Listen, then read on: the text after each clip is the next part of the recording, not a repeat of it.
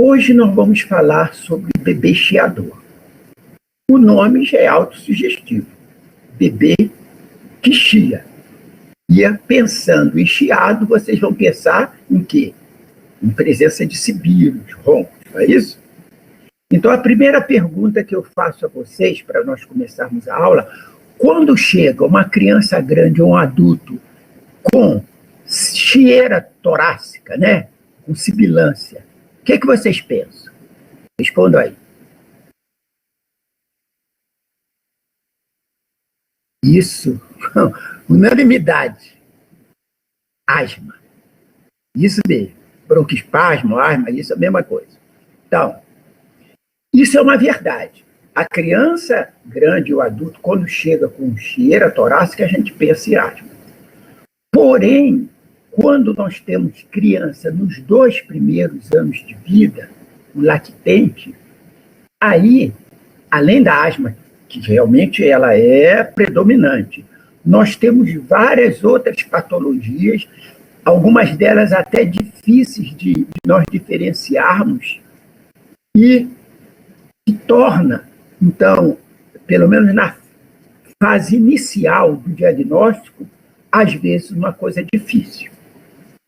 Diante desse estado de dificuldade que muitos começaram a ter no diagnóstico de um lactente com chieira torácica, é que se criou o termo bebê chiador, que vocês vão encontrar nos livros como lactente, chiador, bebê sibilante, lactente sibilante, procurem sempre com uma dessas denominações.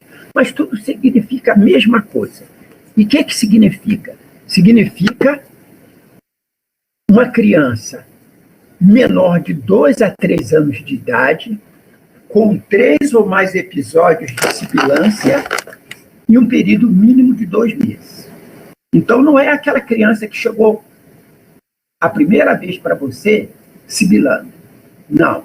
Para a gente chamar de bebê chiador, ele tem que ter pelo menos 3 ou mais episódios em um período mínimo de 2 meses. Até assim, um mês ela chia assim, mas pelo mínimo tem que ser esse. Ou então, ele ficar chiando periodicamente por um período maior de um mês. Isso que a gente dá o nome de bebê chiador, lactente chiador, ou lactente sibilante. A sibilância era um sinal clínico frequente em doenças respiratórias na infância. Dados estatísticos, dados epidemiológicos mostram que 60% dos lactentes apresentam pelo menos um episódio de sibilância no primeiro ano de vida. E 35% dessas crianças que sibilam nos primeiros anos de vida ainda serão sintomáticos na idade escolar. Quase sempre são pacientes que passam a apresentar crises de asma. Então, a gente considera que o sibilo ele é um sinal assim, muito importante, não só como um sinal isolado, mas também dentro dessa síndrome de bebê chiador. E em relação a alterações anatomopatológicas que levam uma criança a ter sibilo, nós temos edema da mucosa, secreção ou constrição da musculatura peribrótica. Então, essas alterações aí, isoladas ou combinadas, elas dificultam a passagem do ar e produzem, com esse estreitamento, uma vibração das paredes das vias aéreas, levando à emissão desses sons que a gente conhece, que são sonidos contínuos, musicais, e que a gente dá o nome de sibilos e de roncos.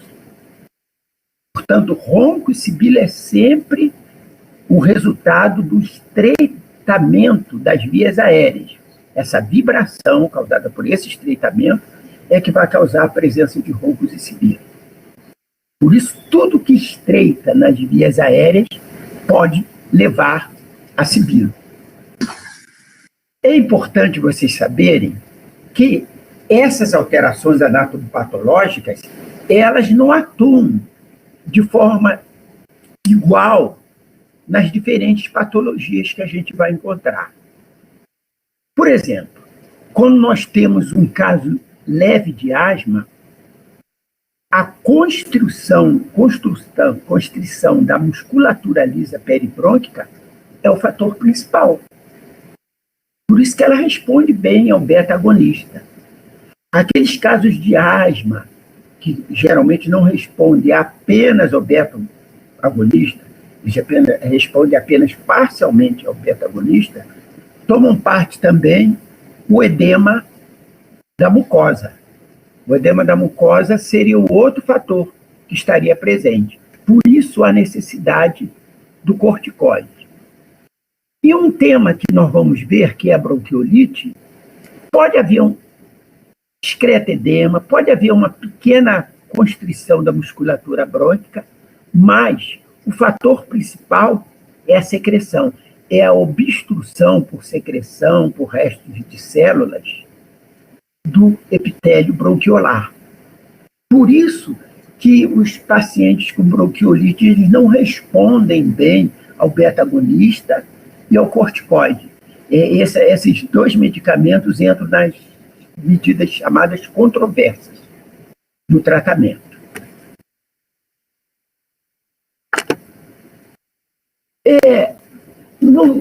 As crianças que apresentam sibilos, os lactentes sibilantes, eles apresentam quase sempre uma predisposição genética e fatores de riscos de recorrência de sibilância. Entre esses fatores, o mais bem estudado e que já está comprovado é a exposição à fumaça do cigarro. Vocês registrem isso e gravem isso. O cigarro ele já afeta a criança na fase intrauterina. A mãe fumante ela já transmite uma predisposição à sibilância na fase intrauterina. Isso é comprovado através de exames do sangue do cordão umbilical que mostram alterações nas taxas de anticorpos, IgG, etc. Esses anticorpos estão já alterados nessa fase. E o cálculo que se faz, em dados epidemiológicos, é que se essas mães não fumassem durante a gravidez, haveria uma redução de cerca de 25% das internações por problema de sibilância da criança. É um dado muito significativo. A exposição à fumaça do cigarro, a exposição ao cigarro na gravidez, ela causa essa tendência à sibilância e ela causa outros transtornos. Um deles é o baixo peso ao nascer. Isso também é comprovado desde que eu entrei na medicina. Então, tem muito tempo que se comprova isso. Agora, essa exposição à fumaça do cigarro já é quando se passou a fazer exames mais do cordão umbilical, já houve uma modernidade na medicina. Um outro dado que leva a criança a ter uma predisposição maior à sibilância é o sexo masculino. As crianças do sexo masculino, nos primeiros meses de vida, ela apresenta uma predisposição muito maior, nos primeiros meses e anos até, né, de vida. Ela apresenta uma predisposição à sibilância muito maior do que o sexo feminino.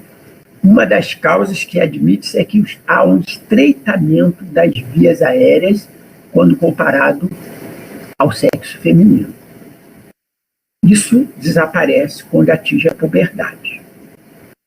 Além disso, a prematuridade, a permanência em creches e berçários e as condições socioeconômicas desfavoráveis que fazem com que essas crianças fiquem em locais aglomerados, etc., com exposição maior, alérgenos e outras coisas, faz com que também eles tenham uma maior tendência a apresentar a sibilância.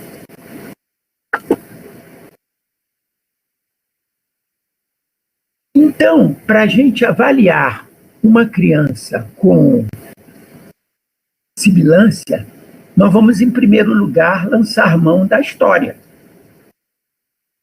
Então, a história, você vai ver. Primeiro episódio de chiado.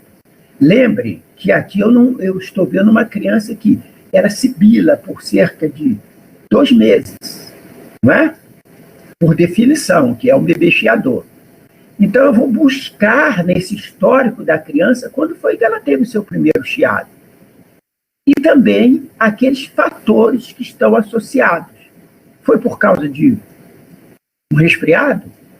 Uma virose? Foi quando houve mudança de temperatura? Foi quando foi para a fazenda da vovó e teve contato com locais como mofo, etc.? Então, isso tudo a gente deve levar em consideração na hora de nós fazermos a análise de uma criança que nós denominamos de bebê chiador. A intensidade do quadro é outro item que a gente vai avaliar. Foi leve? Precisou de medicação ou desapareceu espontaneamente? Precisou de internação? E precisando, essa internação foi grave? A idade em que ocorreu, vocês vão ver que os casos de bronquiolite, por exemplo, eles são muito mais graves nos primeiros 2 meses de vida. Todos os casos que eu precisei internar de bronquiolite, que me deram muito trabalho, foram de crianças que estavam nesses chamados 2 primeiros anos de vida. Então, nós vamos ver a idade em que ocorreu a crise e vamos ver também a evolução das crises. Passou a repetir essa chieira torácica? Dentro dessa evolução, a gente vai ver se, quando há repetição, se há necessidade de medicações para desaparecer essas crises. E entre essas medicações, nós vamos ver respostas a essas medicações. Vamos avaliar os intervalos entre as crises. São sintomáticos ou não? A mãe chega e fala, doutor, toda vez que tem frio, como está fazendo agora em Barbacena, meu filho começa a chiar o peito, tem tosse, chieira torácica.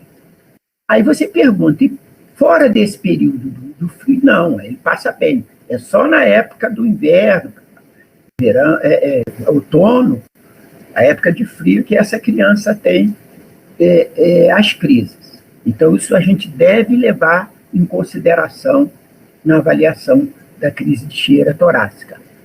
Tem tosse noturna ou tosse crônica? Essas indagações também a gente faz. E se há uma interferência na atividade física, aqueles pacientes que sofrem de asma, e aí a Sônia vai dar isso para vocês, que não controlada, então, eles, quando têm atividade física, eles passam a ter crise de dispneia e de sibilância. E também, esses mesmos pacientes, essas crises alteram o sono. Eles, às vezes, levantam à noite com crises de chieira torácica. Vamos ainda olhar infecções de repetições, internações e alergia. Aí você vai falar, como é que nós vamos valorizar a alergia? Nós vamos valorizar no histórico familiar, ou mesmo da criança, se tem rinite, se tem uma história de dermatite atópica, e na família a gente avalia se tem asma. Os pacientes às vezes conhecem como termo de bronquite, mas quando eles falam bronquite é asma. Então nós vamos avaliar sempre isso. Então a história familiar nós vamos avaliar como um todo e dando ênfase a esses dados aí que eu falei. No exame físico, uma das coisas de cara que a gente olha é o comprometimento ponderostatural. Aquelas crianças que apresentam comprometimento ponderostatural, a gente deve começar a pensar que sejam umas patologias mais graves, como a fibrose cística do pâncreas ou mio, e que é uma patologia que leva a criança, além de ter infecções respiratórias recorrentes, ela não desenvolve bem. Nós vamos avaliar se essa criança apresenta sinais de insuficiência respiratória. Quais são esses sinais? Palidez, cianose, alterações do sensório. A criança, às vezes, que é muito irritada, e quando a gente atende crises graves de asma, a criança que está agitada, ela não precisa não é de calmante, não. Geralmente ela precisa de uma oxigenação melhor. Então, tem criança que tem alterações sensoriosas, sono perturbado, é irritada, porque ela é portadora de dificuldade respiratória. Quando nós vamos olhar os tegumentos, né, pele, mucosas, etc., nós vamos ver sinais de atopia. Vocês, com outros colegas, ou mesmo fazendo ambulatório comigo, a gente vai sempre dar ênfase a isso. Tem alguns sinais que, quando presente na criança, a gente chama atenção para uma probabilidade, uma tendência que esse paciente tem de apresentar atopia. Quais são esses sinais? Pitiríase alba. A gente vai sempre mostrar que as mães acham que é verme. São manchas esbranquiçadas que dão na face, às vezes no ombro. São manchas hipocrômicas. Diferente da pitiríase versicolor, que ela é mais escamosa. Outros sinais. Ceratose pilar. São pequenas pápulas que dão também no ombro, no cotovelo desses pacientes. Linha de Morgani. A gente, igual quando vocês vão para a balada, né? E voltam. Então, aí fica aquela prega embaixo do olho, porque vocês são muito novos para ter essa prega. Isso é mais para mim. Então, essa prega que a criança apresenta ali debaixo do olho, a gente chama de linha de Morgani. Então, quando presente isso, a gente fala, bom, esse paciente deve ser um paciente atópico.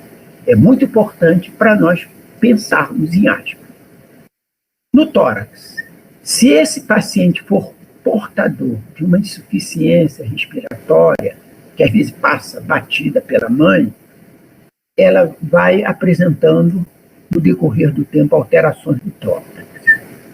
Altera o diâmetro posterior, e nós vamos avaliar se esse paciente tem tiragem, inspiração prolongada, presença de ruídos adventícios como roncos, sibilos ou crepitação. Porque às vezes a mãe fala assim, doutor, meu filho tosse muito. Ela só fala isso, ela chega com essa queixa. Quando você pega o estetoscópio e a escuta, aí você depara que essa criança, além de a mãe dela apresentar a tosse que a mãe traz como queixa, ela apresenta roncos, sibilos e crepitação. E aí você mais ou menos fecha esse diagnóstico. Então parte do princípio que esse paciente, se não for uma coisa bem evidente, é um bebê chiador. Fazer uma avaliação cardíaca bem feita, porque a sibilância, ela faz parte dos sinais que a gente vê num paciente infantil com insuficiência cardíaca. E no abdômen, naqueles pacientes, principalmente aqueles que têm uma insuficiência respiratória aguda, que têm um quadro de espinéia aguda, eles podem apresentar rebaixamento do fígado e do baço pela hiperinsuflação. Quando a gente atende pacientes com bronquiolite, é muito comum isso. São esses dados que a gente deve avaliar cuidadosamente em um bebê que vem com a queixa de bebê chiador.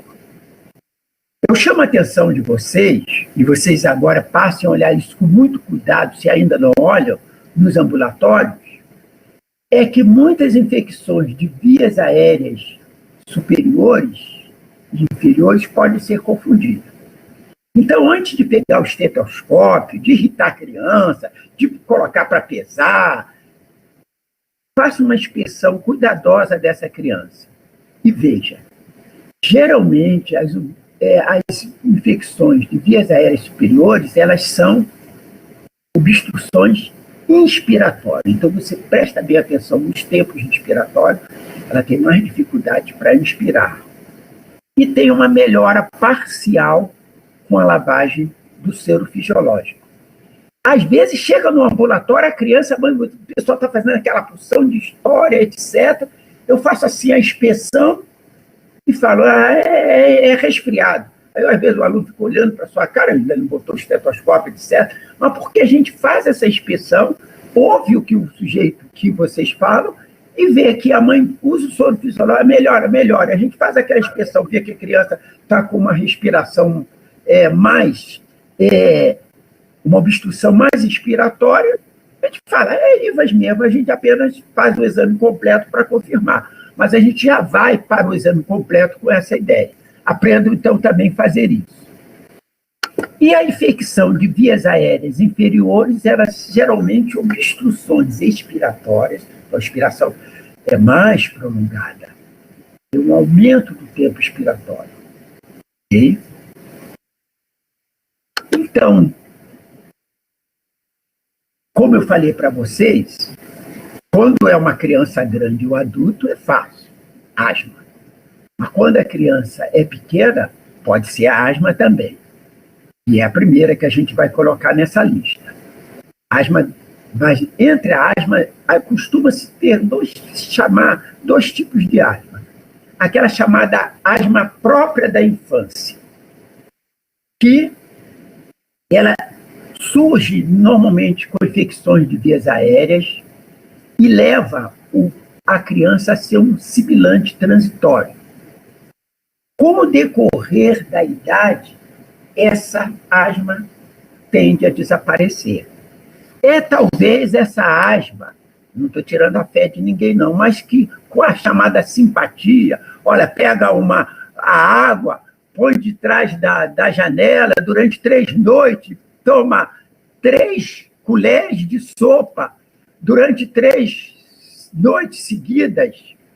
Então, esse tipo de asma que desaparece com isso, costuma ser essa asma da infância. Ela vem quase sempre quando vem a IVAS, e ela tende a desaparecer. Mas existe também a chamada asma atópica, que é aquela que a gente carrega. A minha é controlada, mas durante até uma fase de médico, eu ainda tinha asma. Aí depois você vai aprendendo a medicina, não usa perfume, não sente cheiro forte, foge do local que tem cheiro forte, cera, desinfetante, e você melhora. Toma um banho mais frio e faz exercícios de respiratório e melhora. Então, a asma atópica é aquela que leva. Quase sempre esses pacientes têm um histórico familiar, pai ou mãe tem asma. Às vezes eles é portador daquilo que eu falei, um sinal de atopia, uma dermatite atópica. Então, esse tipo de asma é diferente da primeira que nós vemos. Além da asma, uma terceira causa que nós vamos estudar separadamente é a bronquiolite viral aguda. Então, eu não vou falar disso agora. O outro, o refluxo gastroesofágico. Quando eu falei de refluxo gastroesofágico para vocês, eu falei que as causas principais são o que nos leva a fazer o diagnóstico de refluxo gastroesofágico é a presença de vômitos e ou regurgitação. E, quando ele é patológico, a criança, além disso, ela tem irritabilidade, choro frequente, larga mamada, não ganha peso. Essas são manifestações mais comuns, mas algumas, às vezes menos comuns, são distúrbios respiratórios, laringites e a sibilância. A sibilância, a causa ainda não está bem estabelecida.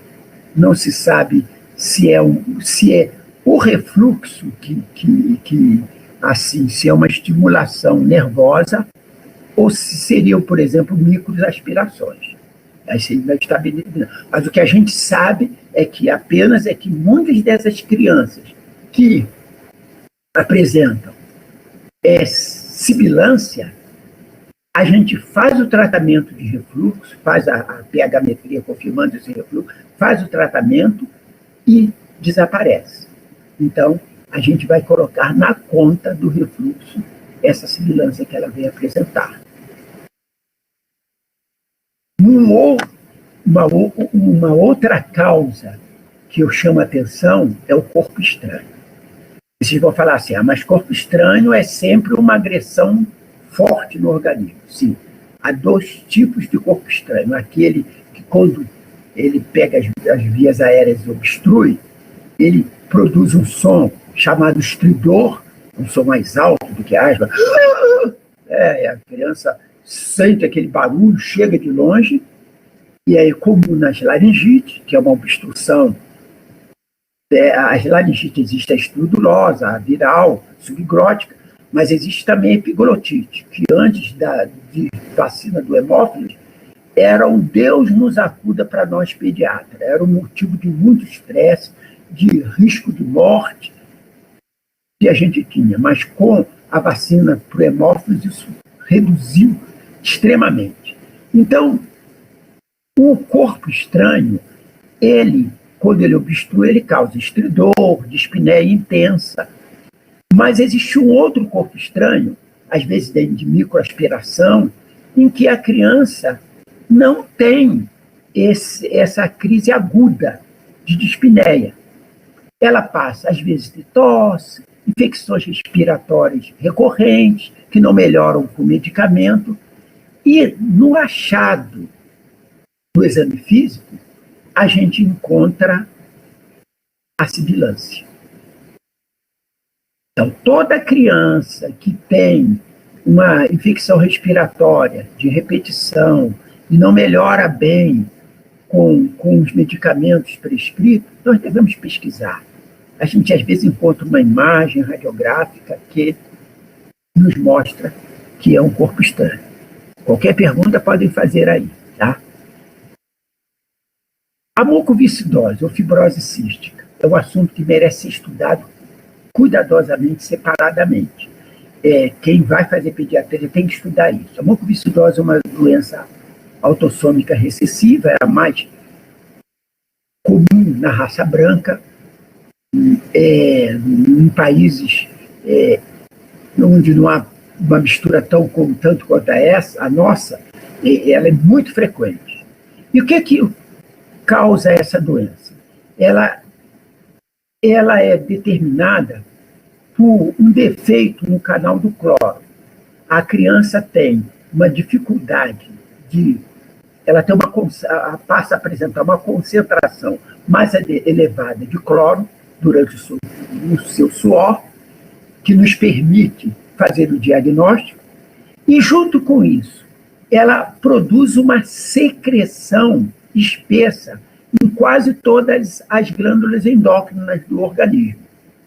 E isso se faz sentir principalmente no aparelho respiratório e no aparelho digestivo. No aparelho respiratório, ela passa a ter infecções respiratórias recorrentes, pneumonias, bronquiolites, inclusive ela passa a cultivar o pseudomonas nas suas vias aéreas, nas suas secreções, pseudomonas sepáceas. É uma modalidade de pseudomonas que ele tem, que exige um tratamento, às vezes com nebulização, com antibiótico por via inalatória, com antibióticos fortes por via sistêmica.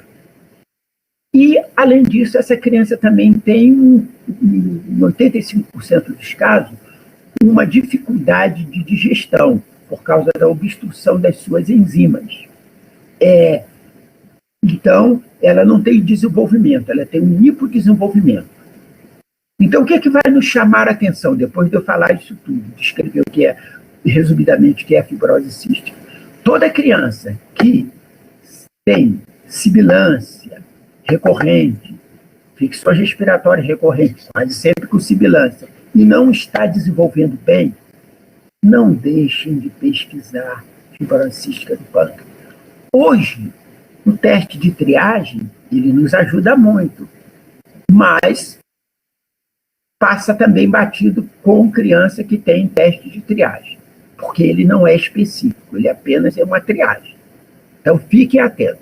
Toda criança que não tem um desenvolvimento adequado, tem sibilância recorrente, a gente tem que pensar em mucoviscidose também.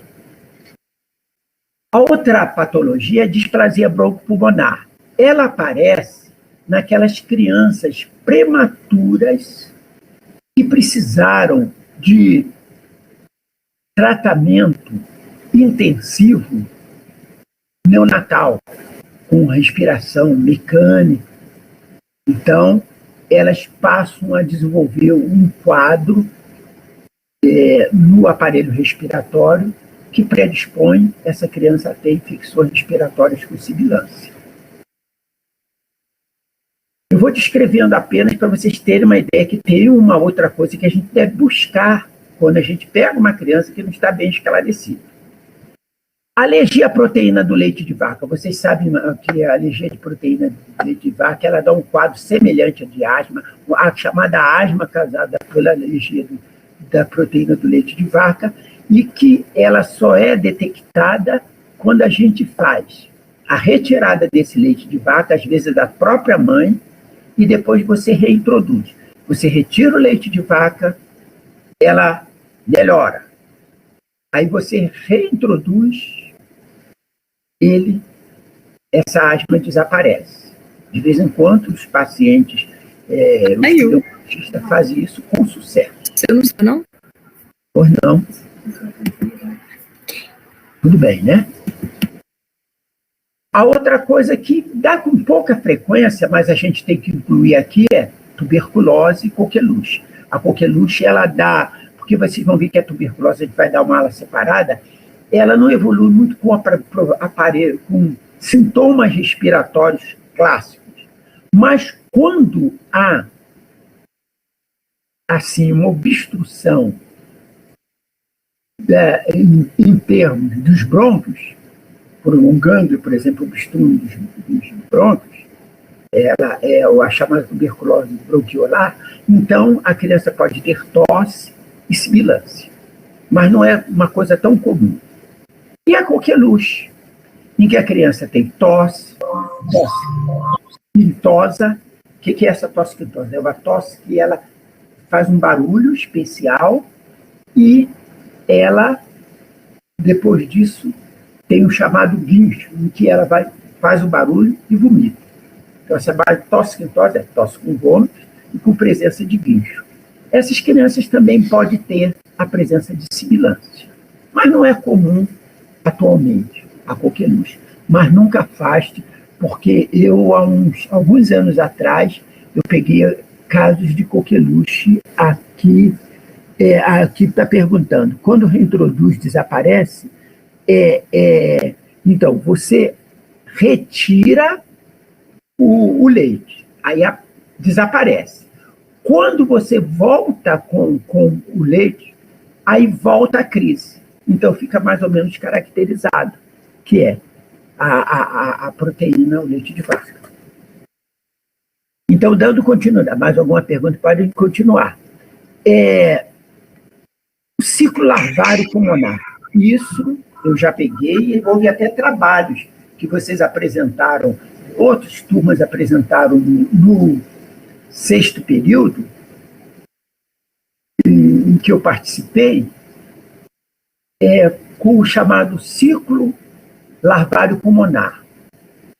Síndrome, na minha pronúncia não é muito boa daí, mas eu acho que é síndrome de Leffler. Então, é importante vocês saberem isso, que esses vermes que têm ciclo pulmonar, NASA, né? Necator, ancilóstoma, estrogiloide e ascaris, quando eles têm o ciclo pulmonar, então ascaris, lumbricoides, o ancilóstoma o Necator e o estrongiloide. Então, quando eles passam pelo ciclo pulmonar, eles podem produzir um quadro de pneumonite.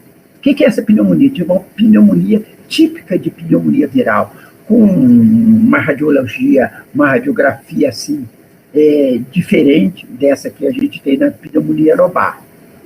Então, isso daí se caracteriza pela presença de sibilância.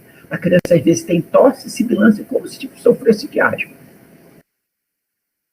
Como vocês vão confirmar isso? Com a radiografia e com o exame de sangue, que ele vai mostrar uma eosinofilia.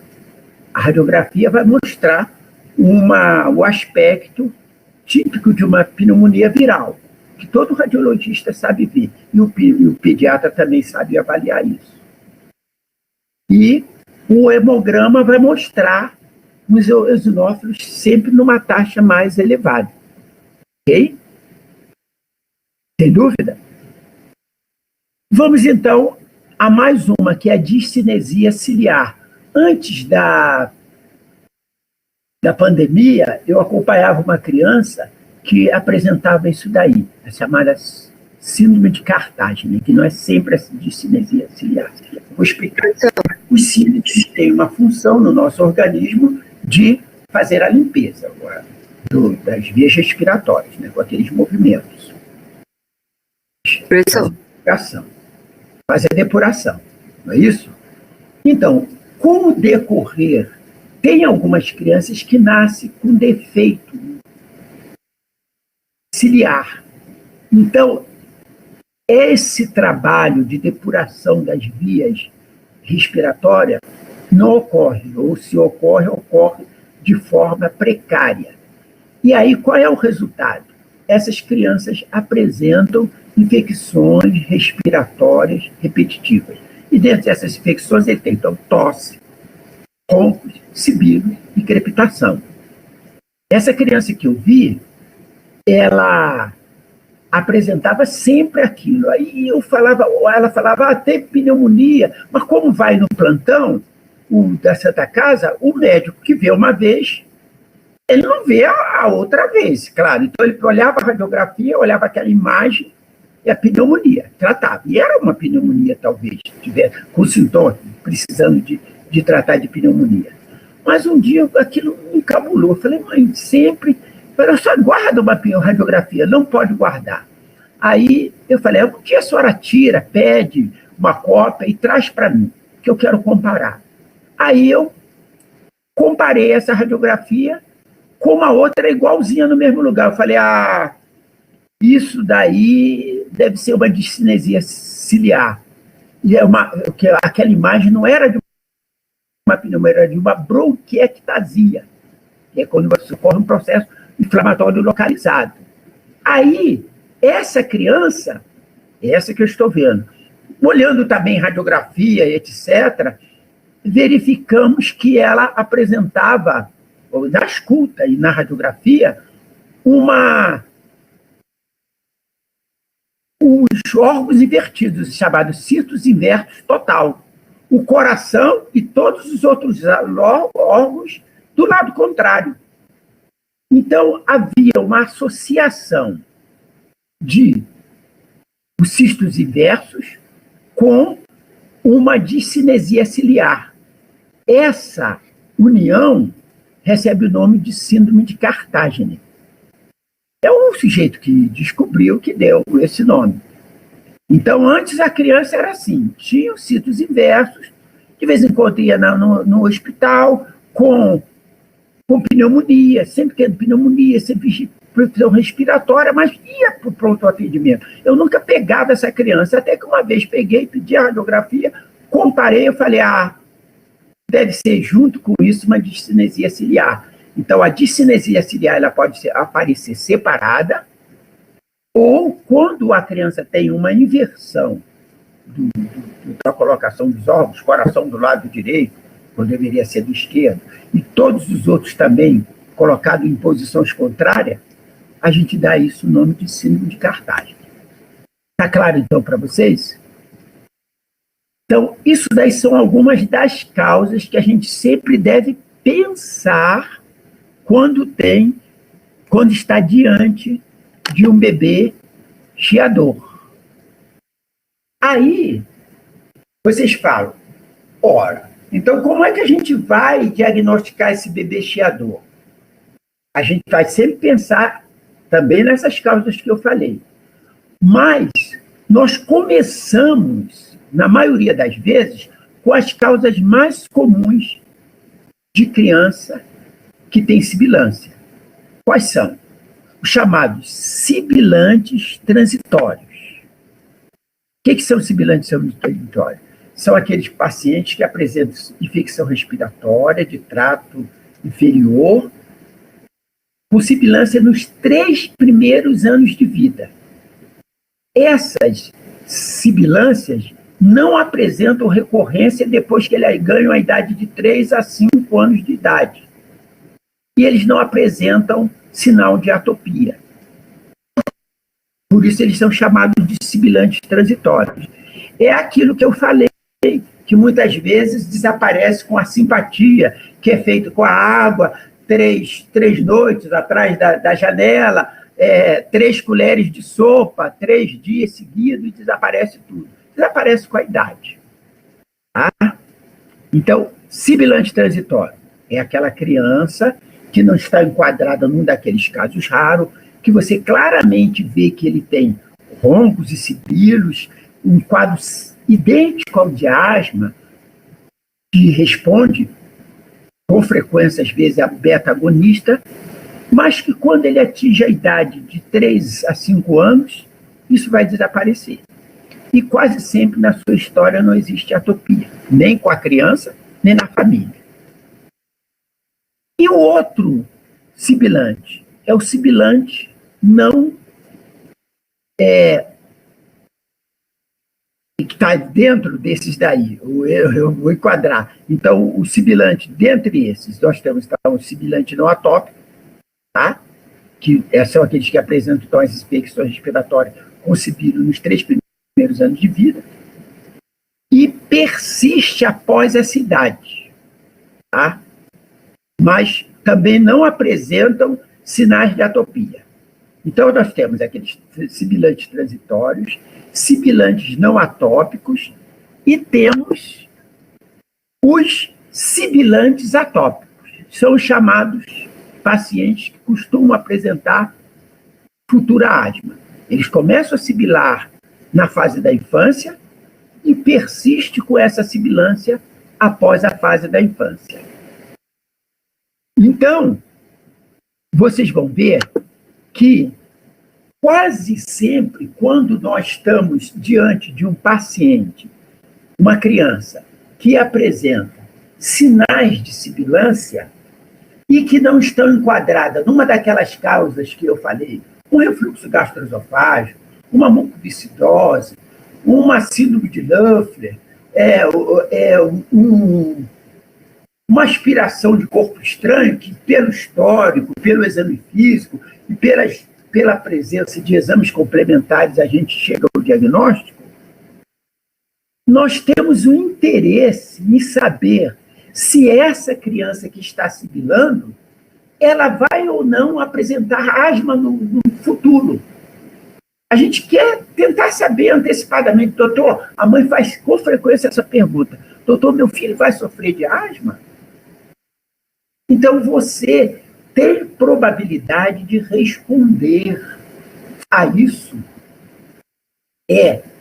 Não, com certeza, mas com uma grande chance de acertar quando você lança a mão desses critérios aqui, que foram utilizados foram feitos através de várias pesquisas e chegaram à conclusão que quando uma criança tem o que eles chamam de critérios maiores ou a combinação de critérios, um ou mais critérios maiores com combinação com critérios menores, a gente pode prever ou não se ele vai futuramente ter asma. Então, entre esses critérios maiores, preditivos da presença de asma, nós temos um dos pais com asma. Então, não serve tia, avó, irmã. Irmã não sabe se geneticamente não pode provar nada disso. Então, é o pai ou a mãe, com asma. Ele sofre de asma. Fazendo ambulatório aí com um grupo de vocês, acho que é do sexto período, nós vimos uma criança que os pais sofrem de asma e nós fizemos o diagnóstico de asma. Dermatite atópica. Oi. Então, a dermatite atópica é outro sinal que, quando presente, a gente considera como sinal maior. E os sinais menores? Rinite alérgica, diagnóstico feito pelo médico. Não é diagnóstico feito pela mãe, pelo vizinho. Não, sofre de rinite. Aí fala, você considera como critério. É o médico que tem que fazer, porque ele vai ser criterioso nesse diagnóstico, porque confunde com resfriado recorrente. Eosinofilia maior que 4% e sibilância não associada a resfriado. Por exemplo, agora, está fazendo um frio enorme, né? E essa criança, sem ficar resfriada, ela passa a sibilar. Aonde é lá? Era como um dado menor. Ok? E utilizando, então, esses critérios preditivos, quando nós temos... Olha, aqui vocês corrijam, viu? Porque eu, na hora de fazer, salvar, eu não salvei aqui, não. Então, um critério maior. Corrijam isso, tá? Presença, um critério maior. Ou um critério, hoje também, eu corrigi isso daqui, mas não salvei, estava dormindo com sono. Então, critério de um maior.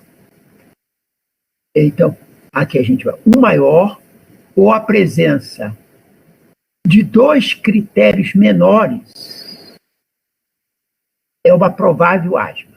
Tá, tirem esse slide daí, porque ele já não entra na minha lista. Eu aproveitei o antigo e fiz isso. Então, presença de um critério maior ou a presença de dois critérios menores dão a chance de 80% dessa criança ter asma no futuro. Veja que é muito grande. 8 em cada 10 vão a ter.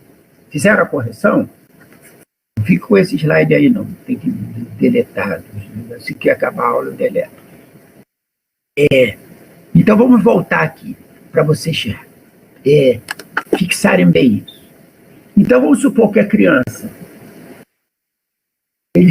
tem a sibilância e o pai é asmático, ou ele tem dermatite asmática, dermatite atópica, uma coisa ou outra, o pai ou a mãe. A chance dele apresentar no futuro asma, ele está com 2, 3 anos, será que ele vai sofrer de asma? Tem grande probabilidade, 80%. Quando ele foge a isso, aí a chance é muito pequena, em torno de 20%. É uma chance muito grande de não ter.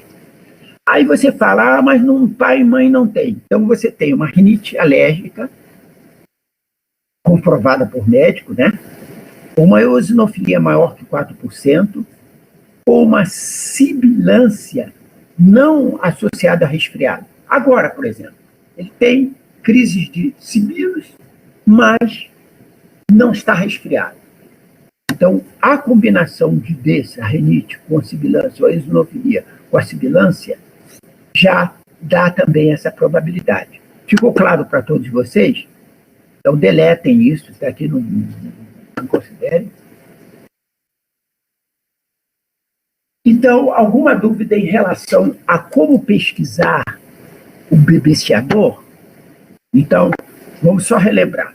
Bebeceador é toda criança que chia durante cerca de 2 meses, né? Ele tem vários episódios, 3 durante 2 meses, ou passa 1 mês com cheira torácica, com sibilância. Diante de um bebê chiador, a gente faz todo aquele histórico com os dados que eu falei, com exame físico, como eu falei, e, através desses exames físicos, de exames complementares selecionados pela história e pelo exame físico, a gente vê se ele não se enquadra numa daquelas causas. Algumas delas mais comuns e outras mais raras. Então, se não se enquadrar, então a gente passa para aquela história de bebê sibilante, transitório ou não transitório.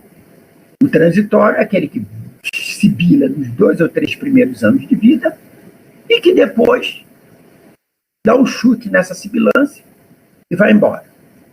Aquele sibilante não transitório, ele carrega isso, na maioria das vezes, ele é um asmático, então ele carrega isso.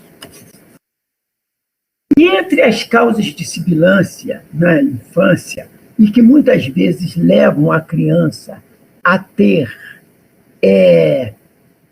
sibilância recorrente, nós temos a bronquiolite. A bronquiolite ela é uma infecção respiratória viral aguda, ela é sempre por vírus, que compromete as vias aéreas de pequeno calibre, na maioria das crianças pequenas, né? Através de um processo inflamatório que vai causar uma obstrução dessas vias aéreas pequenas. Ficou claro, então? É sempre virótico. O que ela pega? Ela comete as vias aéreas pequenas. Bronquíolos, às vezes, um pouco dos brônquios, né? É sempre um processo inflamatório causado por esse vírus. E qual é a consequência desse processo inflamatório? Uma obstrução de vias aéreas inferiores. No que se refere ao agente etiológico, cerca de 70% é causada pelo vírus sincicial respiratório.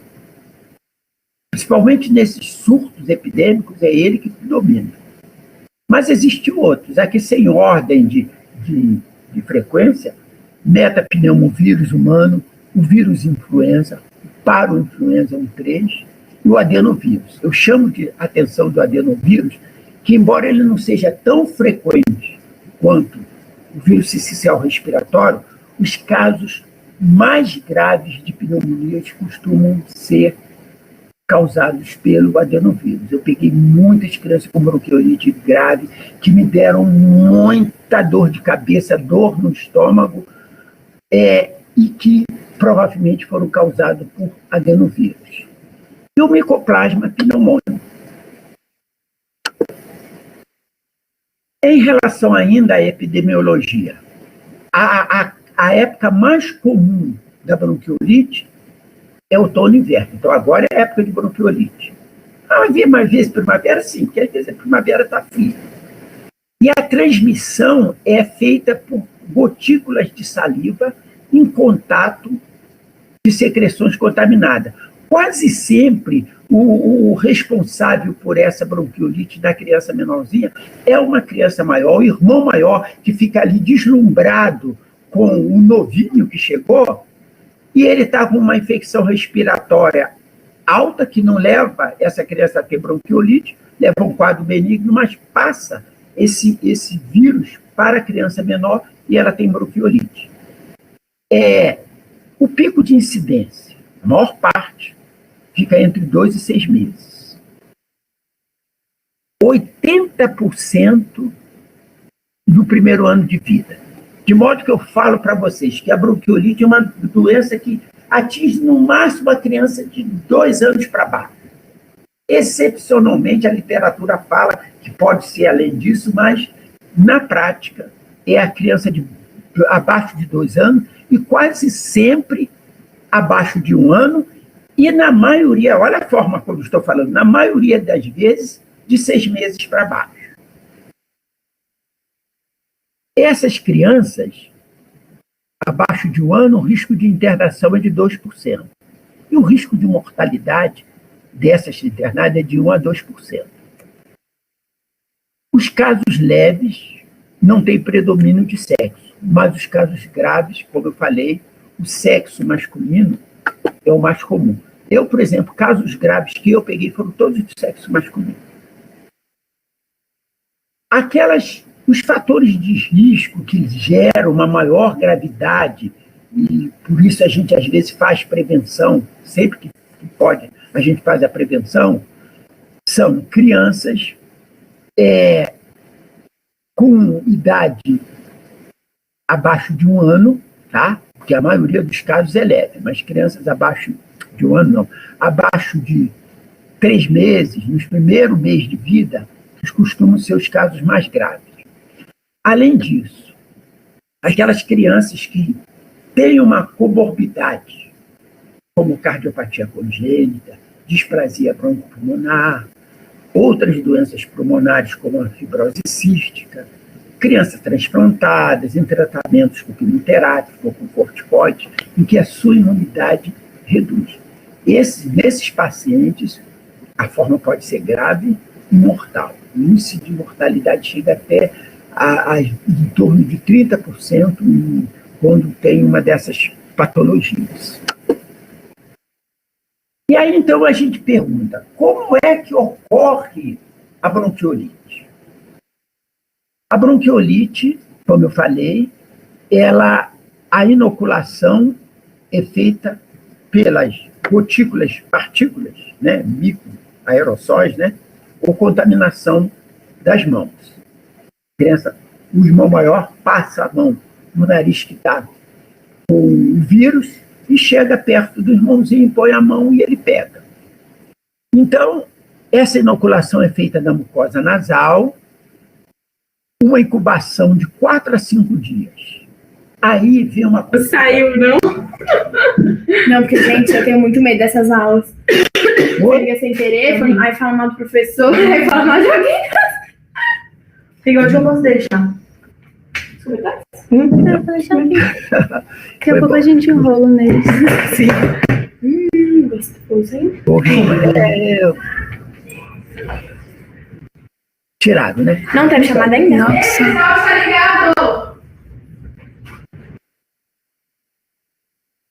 Tirou. Então, como ocorre a bronquiolite? A inoculação pelas vias respiratórias, contaminação de um adulto, uma criança que tem o vírus essencial respiratório, tem um período de incubação. Aí entra uma coisa que vocês podem sair daqui sabendo, já com preparação para as provas, para a vida. Ele tem uma IVAS. E como a gente reconhece uma IVAS? Com a febre baixa ou com ausência de febre, não é isso? Com uma coriza e com uma tosse discreta. Então tem uma IVAS. 2 a 3 dias, em média, depois dela apresentar uma IVAS leve. Então, quando tem o comum esse vírus chegar, uma parte tem uma resolução. Então, aí nós não temos bronquiolite. Mas quando ele tem bronquiolite, o que vai? Esse vírus é disseminado para as vias aéreas inferiores e a causa dessa disseminação ainda não está também bem determinada. E ele pode gerar uma pneumonia ou uma bronquiolite. Então, quando tem a bronquiolite, gravem essa sequência. IVAS leve, com tosse, coriza, febre baixa ou sem febre, sem comprometimento do estado geral. 2 a 3 dias. Aí ele passa a ter um quadro, muitas vezes, de tosse. Essa tosse muda, né? Não é obrigatória. Tosse, sibilância, que é o que nós estamos vendo agora, dispneia em graus variáveis. Então, essa dispneia pode ser discreta, a ponto da criança poder ser tratada em casa. Ou pode ser uma dispneia grave. E como é que a gente reconhece uma dispneia grave? Com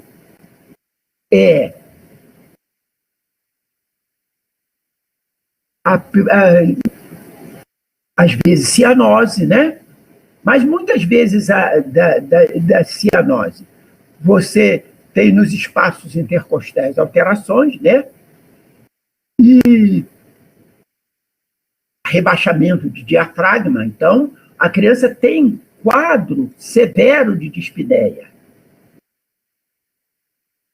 Aí você tem um quadro típico de bronquiolite. Então, repetindo, IVAs leve, tosse, coriza. Depois vem dispneia,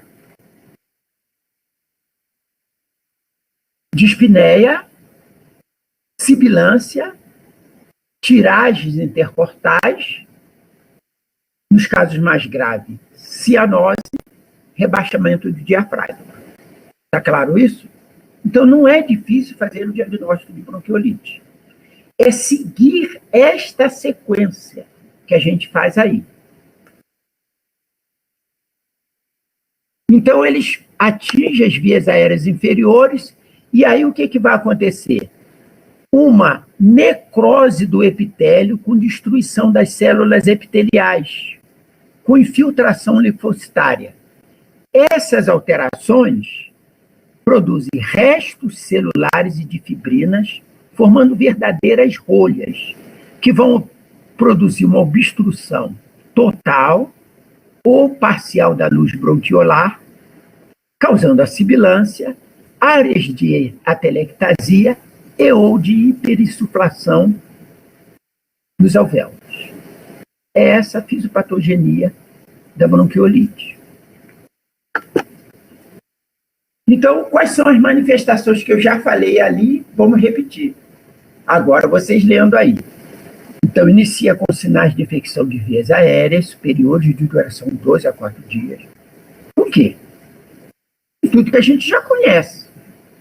Coriza, tosse e febre. Não precisa pensar nas aulas, basta pensar numa criança, num colega, num irmãozinho, no primo, no sobrinho, que tem uma resfriado.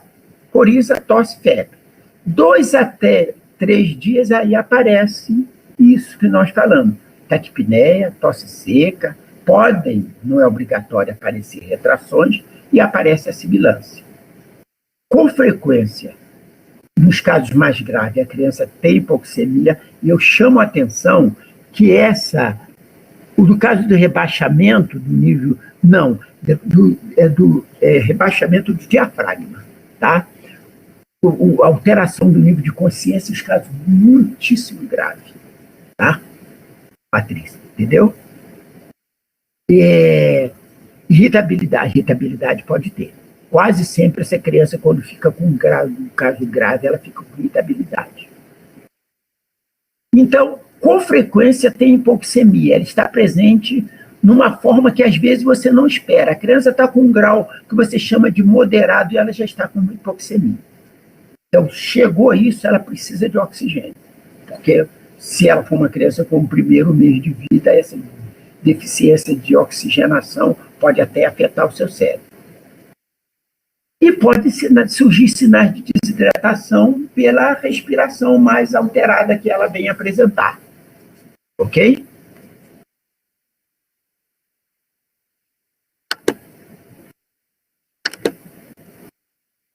A gravidade da bronquiolite e a evolução, ela é maior naqueles chamados grupos de risco que eu já falei. Prematuros, pacientes com doença de base, como cardiopatia, displasia broncopulmonar, mucoviscidose e outras pneumopatias crônicas. Então, tem isso, essas manifestações costumam ser mais graves. Aí vocês vão falar, então, como é que a gente faz o diagnóstico? Pela clínica e, às vezes, pela radiologia. Por que eu falo, às vezes, pela radiologia? Porque aqueles casos leves, a radiografia ela não é um item obrigatório no exame, gravem isso também, para a vida e para as provas. A radiografia não é um item obrigatório para você fazer quando você está diante de uma criança com bronquiolite. Você faz quando você tem dúvidas, quando é um quadro mais grave e quando você tem dúvidas. Será que é uma pneumonia?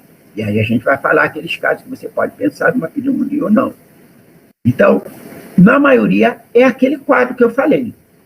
Uma IVAS, depois de 2 a 3 dias da IVAS, ele passa a ter um quadro de alterações respiratórias, com dispneia, discreta ou grave, sibilância, e aí esse quadro respiratório grave, se for grave, pode ter tiradas intercostais, e nos casos mais graves, rebaixamento do diafragma, etc.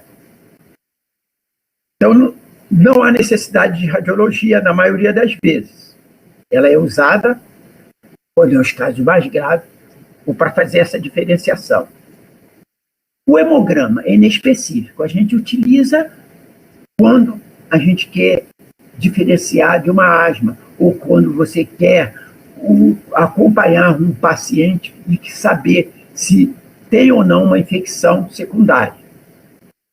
E aqueles casos graves, moderados a graves, que você precisa internar, você vai fazer acompanhar, você faz a oximetria ou mesmo a gasometria. E para pesquisar, isso é mais em meios universitários, quer saber qual é o vírus que está em circulação, se está realmente o rotavírus circulando, então você faz cultura viral, pesquisa de anticorpos, do aspirado de vias aéreas e sorologia. Então, isso na maioria não é usado. Então, vocês perguntam, quando é que a gente utiliza a radiografia? A radiografia, como eu falei, naqueles casos graves ou para diferenciar. Quando se trata da bronquiolite, e aí é sempre nos casos graves que a gente vai encontrar isso, nós encontramos uma hiperinsuflação, espessamentos peribrônquicos ou pacificações segmentares. Não é obrigado a ter tudo isso, não, mas são os achados, e áreas de atelectasia. Quase sempre, os casos que eu vi tinha isso, hiperinsuflação e espessamentos peribrônquicos. Mas essas manifestações todas aqui, que são características da radiografia. Ok?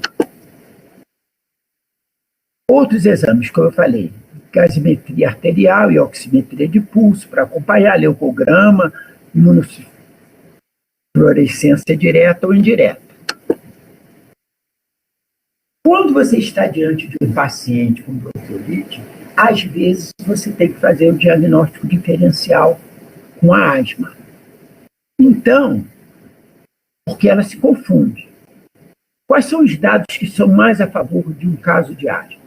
A asma ela pode também aparecer após uma infecção viral. Mas costuma ser assim. O quadro não tem aquela configuração que eu dei para vocês de 2, 3 dias depois da IVA começar a apresentar a sibilância. Então, esse é um dado. Não é obrigatório. O outro dado, esses sinais auscultatórios de sibilância não são tão nítidos como na bronquiolite, são muito mais leves. Na asma, eles são muito mais nítidos. A criança, às vezes, ela nem está tossindo, às vezes ela nem chega a estar dispneia ou com uma dispneia discreta, e quando você coloca o estetoscópio, você encontra uns sons de sibilância muito mais fortes, muito mais presentes. E são dados práticos que a gente encontra. E outra resposta, e outro dado assim, significativo é que não há uma boa resposta aos beta-agonistas e ou corticosteroides. Vocês vão ver, às vezes, a criança começou a tossir por qualquer coisa, às vezes com bronquiolite, usa beta-agonista, mas a resposta ela não é boa. Então, é um dos diagnósticos diferenciais que a gente faz. O outro é a pneumonia. A criança pode ter tosse, pode ter IVAS, pode ter tosse, pode ter sibilância, estertose. O que chama atenção? A bronquiolite é um quadro virótico que dificilmente a criança compromete o estado geral. Só quando ela está com uma hipoxemia muito grande. É aquela criança que está dispneica e às vezes sorri para o pediatra ou para o médico que está examinando. A pneumonia não. Quase sempre. A febre é mais elevada. Esses sibilos podem estar presentes, mas você encontra também presença de crepitação com mais frequência do que na sibilância, né? E quando você faz a radiografia, às vezes você vê a presença de condensação. Então, mais um dado. E o hemograma, se você fizer para te ajudar, você poderá, não é obrigatório, encontrar uma leucometria aumentada, né? Você vê os leucócitos aumentados, geralmente com polimorfos nucleares. A outra... Não, aí está perguntando se é mais roncos do que na bronquiolite e na asma. Exatamente. Você encontra domínio mais desses sinais que a gente tem da asma, menos na bronquiolite. Ok? A gente encontra menos na bronquiolite, Patrícia. É um quadro mais discreto na bronquiolite. E a última é a cardiopatia congênita. A cardiopatia congênita na criança menor, ela evolui diferente da do adulto. A criança muitas vezes tem dispneia, taquicardia, hepatomegalia e pode, na escuta pulmonar, principalmente nessas cardiopatias com hiperfluxo aumentado, que é CIV, CIA e PCA, eles podem apresentar sibilância. Mas aí você fala, o que fala a favor da cardiopatia congênita? Às vezes, a presença do sopro. Você pode encontrar, além da presença do sopro, uma cardiomegalia, que você define através do raio-x ou do ecocardiograma. Está claro, então, para vocês todos esses casos? Perguntas? Então, vamos para o tratamento.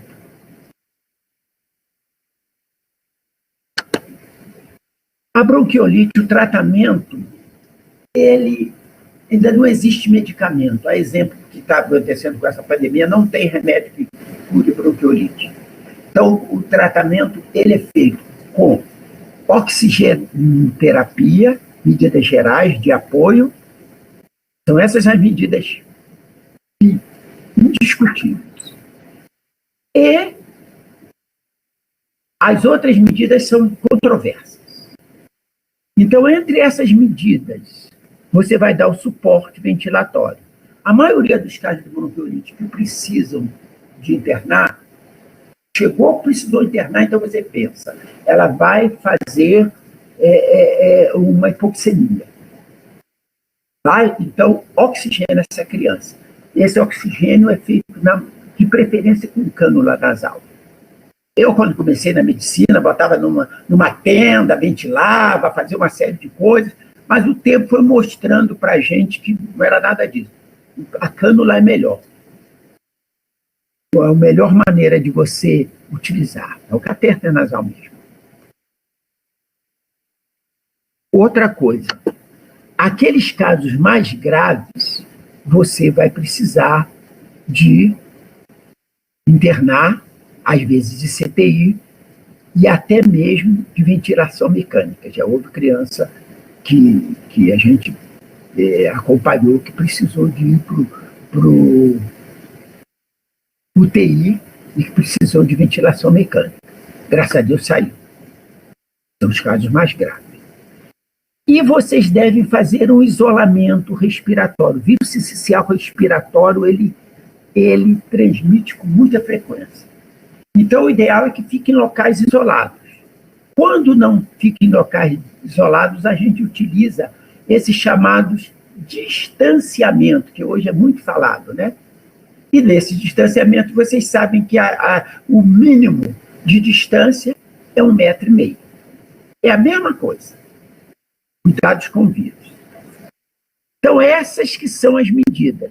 Você vai, cabeceira elevada, pouca manipulação, dieta zero em casos de taquipneia intensa, aí você vai hidratar por dia via endovenosa esse paciente. E oxigenar.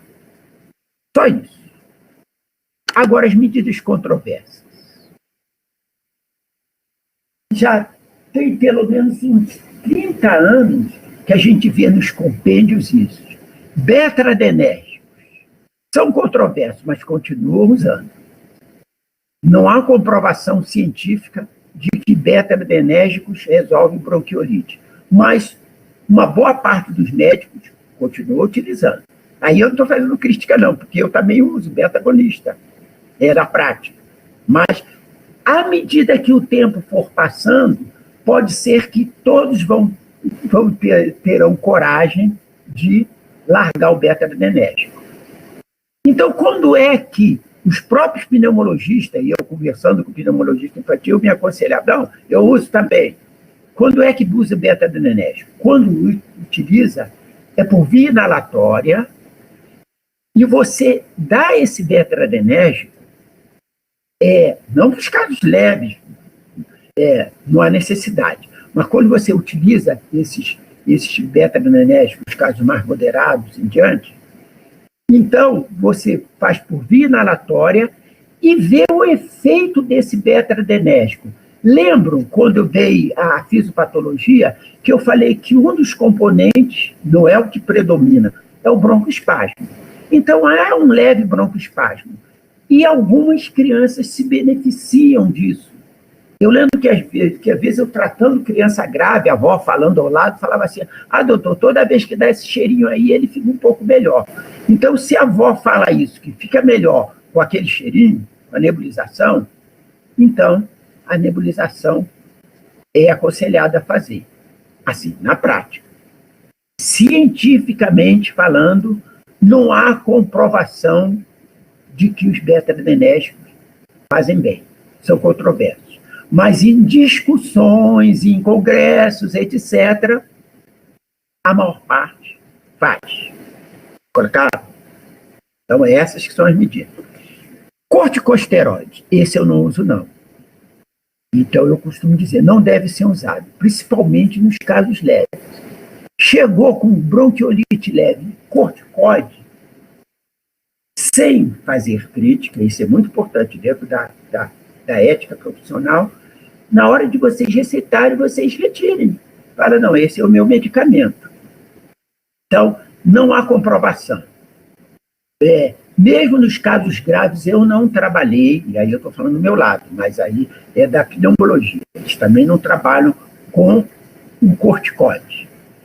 Mas a literatura cita que nos casos graves de insuficiência respiratória, que precisa de ventilação mecânica, aí pode-se fazer uso do corticosteroide. Diz que alguns têm uma resposta melhor.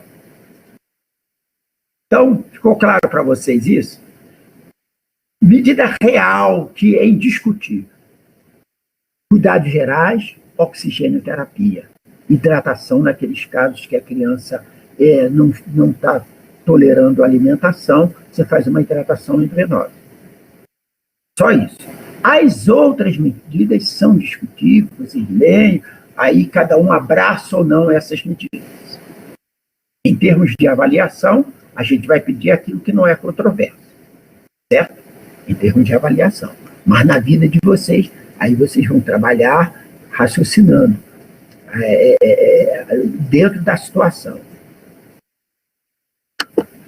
E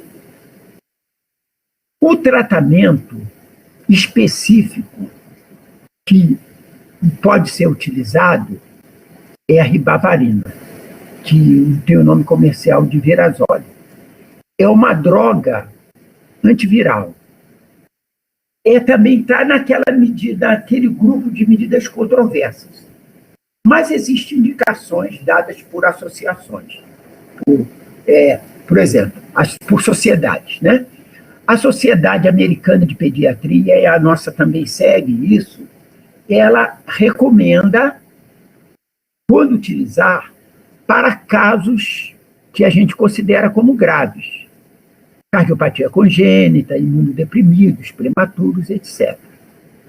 Mas lembro para vocês que ele é um medicamento caro e ele exige uma nebulização, ele é feito por via inalatória. Eu tinha anotado até o nome, mas eu tirei do preço que se utiliza para cada um, mas é sempre caro o tratamento com Virazole. Então, é muito controverso, mas se for utilizado, é só para esses casos aí. Porque ele exige uma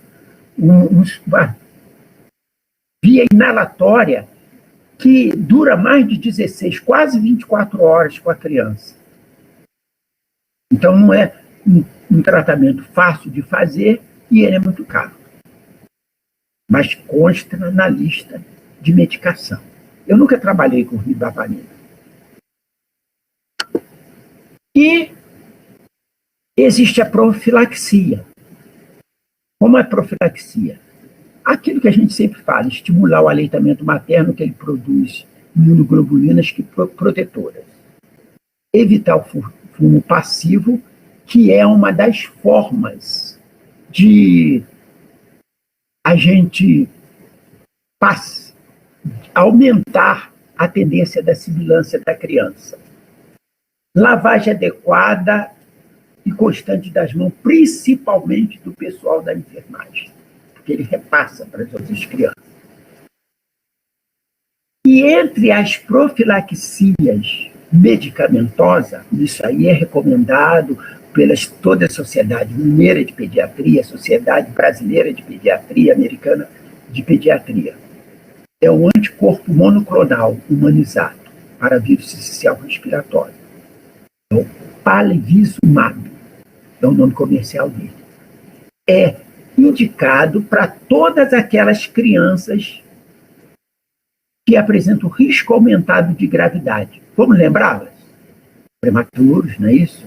Pacientes que têm cardiopatia congênita, pacientes com imunodepressores, corticosteroide por longo tempo, mucoviscidose. Esses casos assim.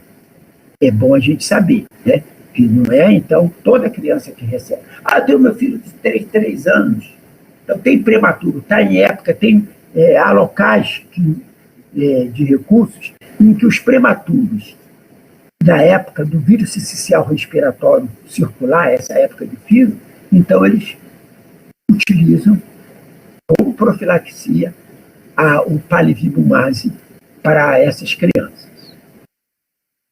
Então, alguma pergunta, gente? Então, eu vou fazer a chamada, viu? Nome por nome. Aí vocês vão respondendo aí, ou falando. Sim, tá? Aline. Presente. Amanda. Presente. Amanda Silva. Amanda de Castro, Amanda Silva. Presente. Amanda, presente. Ana Carolina. Presente. Ana Clara. Ana Clara. Tá. Presente. Ana Laura. Presente. Antônio. Carlos. Antônio Carlos? Não. Atos. Presente. Presente. Andrei. Andrei. Andrei. Presente. Aliás, Aldrey. Nome de uma música muito bonita. Ayala. Presente. Ailobile. Presente. Bárbara. Presente. Presente. Beatriz. Presente. Bernardo. Presente. Bernardo Silveira. Carolina. Presente. Caroline. Presente. Daniel. Daniel Marques. Presente. Débora. Presente. Eduarda. Eduarda Souza. O cara que estava dando suporte para ele. Eduardo Ribeiro. Presente. Egnon. Professor. Egon. Sou eu. Egnon, né? Egon. Emily. Professor. Presente. Já coloquei lá o presente. Obrigado. Fernanda. Presente. Fernanda Rezende. Presente. Gabriel. Presente. Gabriel Professor. José. Gontijo. Gontijo presente. Né? Gabriel José. Presente. Giovana. Presente. Giovana Queiroz. Tem duas Giovanas. Presente. Giovana de Faria. Giovana Presente. Presente. Helena Loyola. Levar-se presente. Presente também, Já Helena Loyola. coloquei. Iago, já estou olhando aqui. Presente. Iago, essa Presente. grande. Quanta gente. Eurico. Oi, Meu nome é Eduardo, eu estava presente, eu não consegui ligar o tá áudio. bom, já tá. Eu vou colocar o Eduardo. Tá, obrigada. Eduardo está presente. Tá? Eurico. Isabela. Presente. Isabela Napoleão. Isabela Feijó. Isabela Napoleão. Isabela Napoleão, presente. Isabela Feijó. Isabela Gonçalves. Isadora. Presente. Isadora, né? João Daia. Presente. João Vitor. Presente. Júlia. Presente. Camargo. Presente. Júlia Lage. Presente. Juliana. Juliana Dias. Juliana Dias. Juliana Maria. Presente. Juliano Bergamachai. Presente. Júlio César. Presente, professor. Larissa. Presente. Laura. Presente. Leda. Presente. Lívia. Presente. Luana. Presente. Luana Coelho. Presente, Luciana. Tá bom, Luciana Coelho, isso mesmo. Ludmila. Presente. Luiz Fernando. Presente. Luísa. Presente. Marcela Vaz de Couto. Presente. Maria Clara. Maria Presente. Clara Lopes, claro, né, Maria? Maria Fernanda. Presente. Maria Luísa. Presente. Maria Luísa. Presente. Maria Tereza. Marina Mescoli. Obrigado, viu, Marina? Presente. Nada. Eu fui lá, a criança que aumentou de peso, tá? Aumentou? Ah, que Aumentou. ótimo. E eu vou entrar com fórmula. Ah, entendi. Vou entrar. Mas aumentou, mas vou precisar de fórmula. Matheus Henrique. Professor, Presente. meu microfone não estava querendo ligar. Oi? Meu microfone não estava querendo ligar. Tá bom, então já está. Quem é você que está falando? É Isabela. Quem está falando? Oliveira. Quem está falando? Isabela. Ah, Isabela. Isabela de quê? Gonçalves? Oliveira. Ah, Oliveira. Tá bom. É, Gonçalves Oliveira, tá. Tá bom, tá presente. isso. Tá? Obrigada. Matheus. Presente. Matheus Silva. Presente. Milena. Presente. Paloma. Presente. Patrícia. Presente. Pedro. Presente. Pedro Herman. Presente. Pedro Misael. Pedro Roberto. Presente. E, finalmente, Rodrigo Lopes da Silva. Professor, o senhor me Rodrigo pulou. Lopes da Pedro Silva. Pena. Rodrigo Lopes da Silva. Não. Tâmara Lacerda de Mesquita. Presente. Já vi. Vinícius Henrique. Yasmin. Presente. Professor, Vinícius, presente? Vinícius está presente. Tá ok. Só que o microfone dele não tá ligando aí. Tá bom, tá ok. Então, Professor, o senhor me pulou. qual o Pedro nome? Pena. Oi? Pedro Pena. Pedro Pena. Isso. Tá bom. Professor, e tem duas Ana Clara, você falou só o nome de uma. Mas as duas estão presentes. Isso, as duas Ana Claras. Tá presente. Eu coloquei presente para as duas. Tá bom, obrigada. Pedro Professor. Pena, né? Tá presente. Sim, Pedro. Coloquei Oi, presente para desculpe. você. Tá presente. Professor, o microfone não ligou. Ah, mas eu coloquei para alguém, falou aí, Pedro Pena, tá? Presente. Não, Antônio, eu. Ah, Antônio de quê? Antônio Andrada. Ah, tá bom, Antônio Andrada. Tá, presente, tá ok. Obrigado.